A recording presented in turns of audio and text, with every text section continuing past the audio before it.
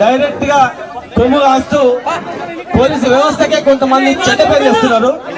ఈ వేధింపులు ఇక్కడ కాదు, రాష్ట్ర వ్యాప్తంగా ఇలాంటి వేధింపులు, ఇలాంటి దౌర్జన్యాలు జరుగుతూ ఉన్నాయి.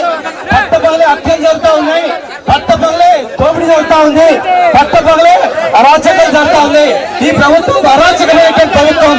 దీన్ని అంతమొందించాలంటే అందరూ సమన్వయం పాటించాలి, అందరం ఒక్కటి కావాలి, అందరం ఒక్కటై ఎదురు తిరగాలి. తమిళనాడులో, అంతకుముందు శ్రీలంకలో, నేపాల్లో ఎట్లా జరిగిందో ఆ పరిస్థితి ఈ రాష్ట్రంలో కూడా ఖచ్చితంగా వస్తుంది, దగ్గరలోనే ఉంది. కనుక దయచేసి అలా కూర్చోండి, కనుక అందరూ వాళ్ళు చూద్దాం, ఇంకా 10 నిమిషాలు చూద్దాం, ఆర్టీఓ సంగతి చూద్దాం. కలెక్టర్ గాని, ఆర్టీఓ గాని, ఎస్పీ గాని తక్షణమే బాధితులను ఇక్కడ తీసుకొచ్చి ఆధార పరిస్థితులు లేదనుకుంటే మనమే అక్కడికి పోవాలన్న ఆలోచన చేస్తాం. అర్ధగంట లోపల మనం తీసుకురాకపోతే మేమే కార్యక్రమం ప్రకటిస్తాం, మేమే మీ సంగతి చూస్తాం, ఎక్కడుంటే అక్కడికే మేము వస్తాం. ఇంకా ఎంతమంది కొమ్ము కాస్తారో చూస్తాం. ఆర్టీఓ ఎందుకు తీసుకుపోతాడు? ఏం జాగీర్?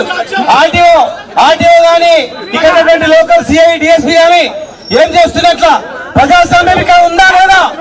ఏం దౌర్జన్యం ఇది? అంబేద్కర్ రాసిన రాజ్యాంగం ఉందా? వేరే రాజ్యాంగం ఉందా? ఏం అరాచకం ఇది?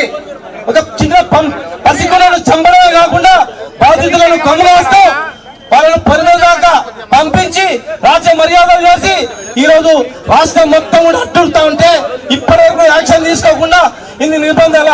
కేటీఆర్ గారు వస్తున్నాడు కదా భయమా?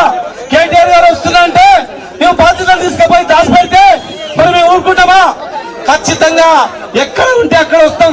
మర్యాదగా ఇక్కడ తీసుకొచ్చి బాధిత కుటుంబాలను ఇక్కడ తీసుకొచ్చి మా ప్రజా సంఘాలు ఇక్కడ ఉన్నటువంటి మా నాయకుల పక్షాలు నిలబడి ఇక్కడ ఏం జరిగిందో మేము నిజ నిర్ధారణగా మేము తెలుసుకుంటాం. కనుక ఎవరు కూడా ఆవేశపడకుండా మనం వెయిట్ చేద్దాం. ఇక్కడ ఉన్నటువంటి మా బహుజన నాయకులు అందరూ ఉన్నారు, దయచేసి అందరూ కూడా తోసులాడకుండా కూర్చో.